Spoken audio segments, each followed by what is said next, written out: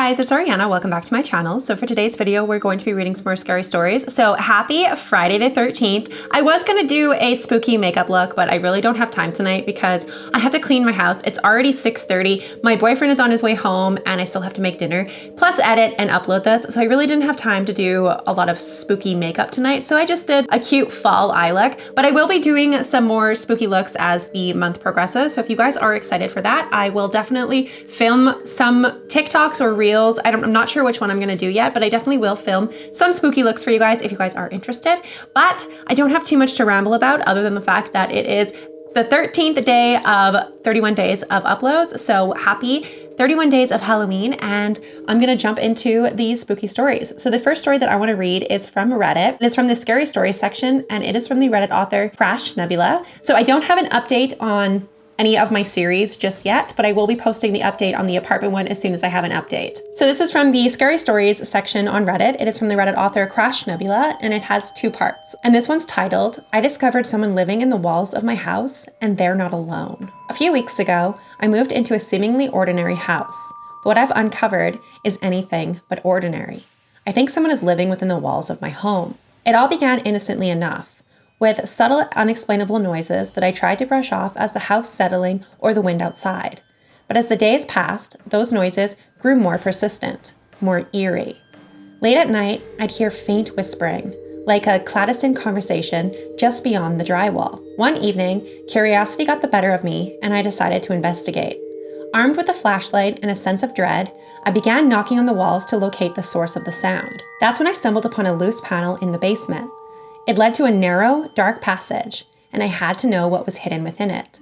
Crawling through the cramped space, my heart pounding, I reached a small chamber where dim candlelight flickered. There, I found a makeshift bed, old photographs, and eerie drawings on the walls. It was clear that someone had been living here, in my house, undetected, for God knows how long. The walls were adorned with names and dates, all pointing to a single conclusion. The secret occupant wasn't alone.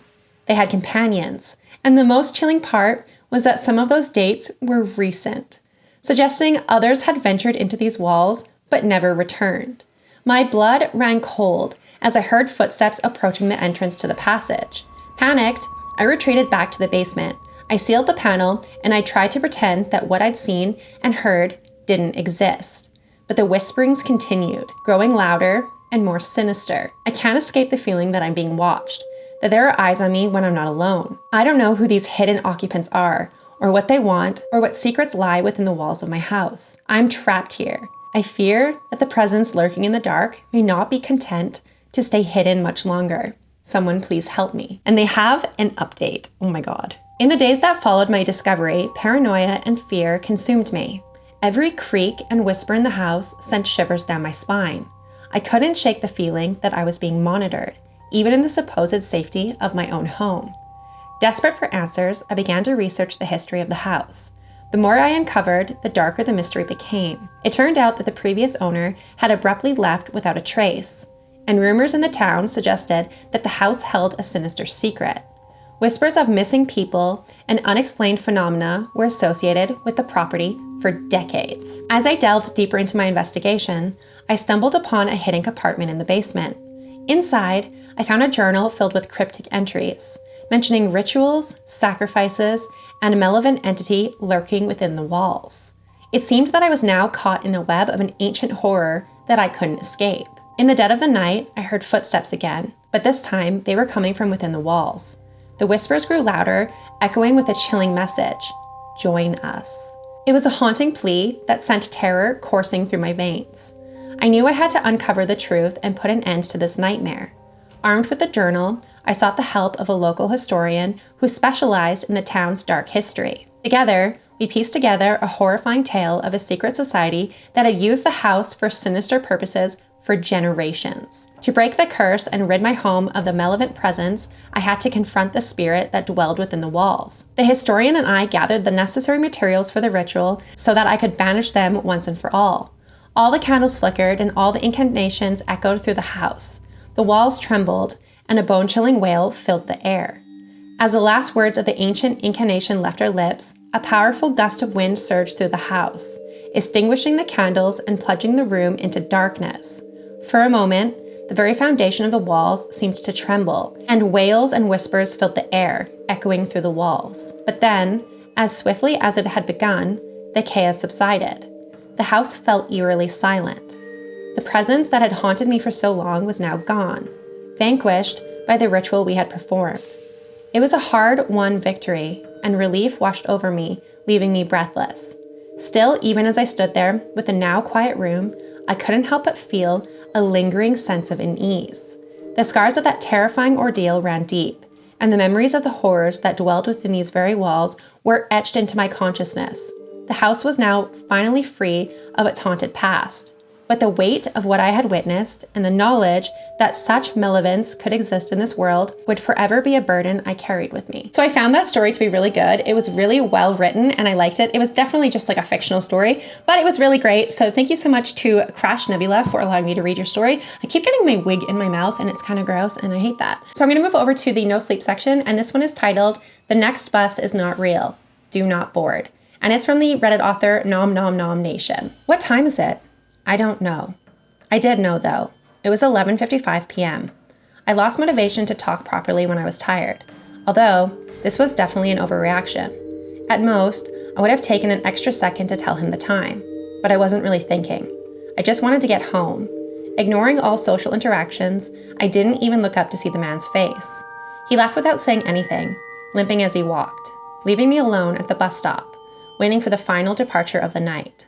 A single minute past midnight was the usual time on the schedule, although it's almost always late, despite only ever having a few passengers at most. The late shift at work had me used to these empty hours of the night. This specific part of town lacked in nightlife entertainment, leaving little reason to be out after dark. The shops were long closed, waiting for the bustling environment for the next morning. Until then, they remained silent. Some had their lights on all night long, though, spilling echoes of life into an otherwise inactive street. If the rapture ever occurred with me at this bus stop, it would take a long time for that news to reach me, as I simply continued to wait for an ever-late, never-arriving bus. These are the kind of thoughts I have as I wait in the dark for the bus. The occasional breaks in these thoughts are often caused by me checking the digital sign above me, displaying an estimate time for all upcoming departures, expecting to see a 5 minutes or perhaps a more delayed 10 minutes. I hadn't planned on having to read a whole sentence, so as I finished checking the sign, only then did my mind realize that I had not even seen a number. I had checked the sign but did not comprehend the content. My double take showed me what I had missed. The next bus is not real. Do not board. I stared for a moment before looking around. What I expected to see, I don't know. Perhaps a prankster, giggling at their work? Or more sinisterly, a shadowy figure looming over to guide this paranormal event? Nothing. I saw nothing. The same street I had become familiar with had nothing new. It remained empty, with me as only the sign of life. So I waited. It was 11:59 p.m. by this point. Only 2 more minutes remained. On time for what may have been the first time ever, the bus arrived. A single minute past midnight, and here it was, pulling around the corner, approaching the stop. I put my hand out to signal that I needed to board, feeling relieved that this was my only way home hadn't been canceled. As the bus approached, I noticed the dark interior. The headlights were on, but the light inside were off. I could not make out whether there was any passengers, or even who the driver was. Being a regular, I know most of the final route drivers, but this time, it was anybody's guess. I got onto the bus, putting down the same change I always do. "Bit dark, isn't it?" I asked. No one replied. As the doors closed behind me and the bus continued its way forward, I smiled awkwardly despite knowing that the driver could not see me, and found a seat. I never found out whether there were any other passengers, but I can only hope that no one else had to go through these next events. Almost immediately, I noticed stops being omitted from the route. A turn missed here, a completely wrong turn taken there. A panic set in that I had somehow gotten onto the wrong bus, despite knowing for a fact that the bus I always get is the only local one that runs this late. Convincing myself that I had an unfortunate series of road closures, I remained calm and waited it out. After 10 minutes of this, we had circled back to the stop I had boarded. In front of us, I noticed a more normal bus, the bus I was supposed to board. The lights were on with a few passengers. I was waiting at the stop. I spoke slightly louder than a rumble of the engine. "Excuse me, can I get off?" I'm on the wrong bus. There was no answer as we slowly passed the correct bus. I could see the passengers inside all staring ahead. My gaze followed theirs, meeting an ambulance parked just slightly in front. A small group of paramedics knelt down in the beam of the bus's headlight, surrounding a body on the floor. I couldn't make out the body's face, as it was just out of sight. Although, one leg looked twisted. The passenger looked distraught, while the bus driver stood talking to the paramedics. I stood up. I need to get off at the next stop. As I spoke, I passed the bell, and the only sign of any internal lights lit up at the front of the bus. The sign then immediately turned off. Bell presses neither made the sound nor lit up the sign. The bus sped up. Suddenly, the force pushing me back into my seat. As I tried to stand up again, the wheels screeched as we turned a sharp corner without seeming to slow down at all. Again, the force pushed me back down. The speed of the bus continued to rise. The wheels on the bus went faster and faster until the outside world became a simple blur. I had never seen a car go this fast, let alone a road vehicle as large as this. I thought for sure I was going to die. "What are you doing?" I found myself yelling out amid the panic. The driver, for the first time and last time, spoke. "I don't know." My mind raced almost as fast as my body. The world beyond the window soon morphed into a void of black. Although the effects of our speed were still evident on my body, as the velocity pushed me in all directions. It felt as though we had somehow gotten even faster, although this may have been from the darkness forbidding my eyes of any reference of our true speed. We came to a sudden stop as I fell forward. The fall was violent, but still not as bad as you expect for a speed change of that magnitude. My nose hit the floor, causing a great deal of pain. When I stood up, I was holding my face, trying to regain my balance. As the dizziness subsided, I began to notice where I was. We were outside of my house. The bus stop I get off is about a 5-minute walk from here. Yet, here we were, directly outside of my house. The doors gently opened. Despite my desire to leave as fast as possible, I found myself walking to the front of the bus. As I reached the door, I stopped. Turning around slowly to face the still shrouded in darkness bus driver, I spoke what I always do. "Thank you." I stepped onto pavement outside as the doors closed behind me, falling by the bus driving forward into the darkness. I looked down at my watch. It was only a minute past midnight. And that was their entire story. That one was just weird. So did he get into an alternate dimension bus? Because part of the story, it said that when they passed by the correct bus, he was waiting at it. So he saw another version of himself. This is just a weird story. I'm really curious if they are going to update that, because that is a very, very bizarre story. So if they ever update that and they have an update, I will let you guys know and we will read the update. But that is all they have so far. And that is just really, really strange. So I'm going to read one more story. It's a fairly short one, but I am getting very tongue twisted in this video and it's starting to annoy me. So I think I'm going to try to make this video be around the 20 to 25 minute mark. So hopefully that is long enough for you guys, but let's jump into this one. This is from the Spoopy Cjades section. It is from the Reddit author budget_ad_7772, and it's titled "The Shadow That Follows Me." This has been happening for the last few years. There's a shadow person who tends to follow me anywhere, and other people have even seen it. First encounter I had with this entity was around 3 or 4 years ago. It has followed me since. I saw it standing in an old room on the first floor where the oldest part of our house is. It stood next to my door. My door is around 2 meters, and it was just as tall. At first, I thought it was my dad because I just saw it out of the corner of my eye. But then, I saw how tall it was compared to my door. That's when I turned around and looked at it, and it was gone. I have had encounters with other ghosts, and I think I might be a type of medium. I feel, smell, and sense things others don't. But this figure has been sighted by not just me, but my friends and family too. One time at school, me and my friend had an hour of free time, and we were walking in the gym building. We were just walking in circles. We both stopped and looked at the door, and we both asked, "Did you see that?" And we both nodded. I knew what they had seen, so I got my friend to describe it, and they said it was just as tall as the door and completely black, and I nodded. They asked if I knew what it was, and I told them what I knew. Now, after that, I'm not the only one in my family who has seen and heard things. We frequently hear people walking in the staircase when everyone is eating dinner, and we hear knocking and loud bangs as if something is falling in our house.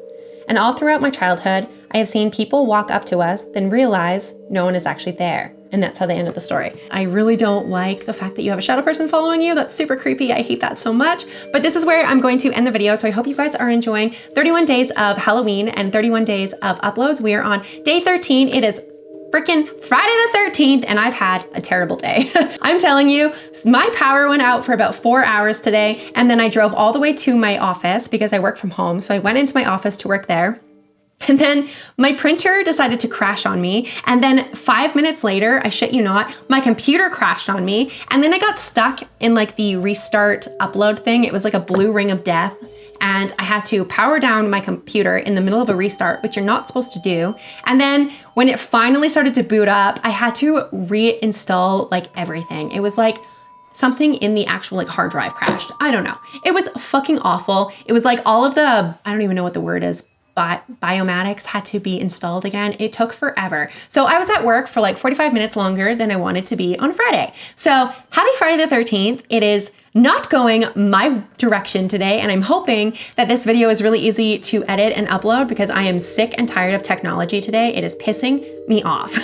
But if you guys made it to the end of this video, please leave me your favorite Halloween emoji because it is Friday the 13th. I wish there was a Jason emoji that we could post, but I don't think there is. So leave me a ghost, a pumpkin, a goblin, a ghoul, whatever you want to leave me in the comments down below. If you have anything else that you want to talk about, please feel free to leave me a comment. It helps boost my video on my channel. It also helps boost my channel so that we can get more people seeing my videos and we can get a bigger audience. I am almost at 10,000 subscribers. So if you guys can help me out by commenting, liking, and interacting with my content, then my channel will grow. So thank you so much for watching this video, and I will see you guys at the next video. Bye.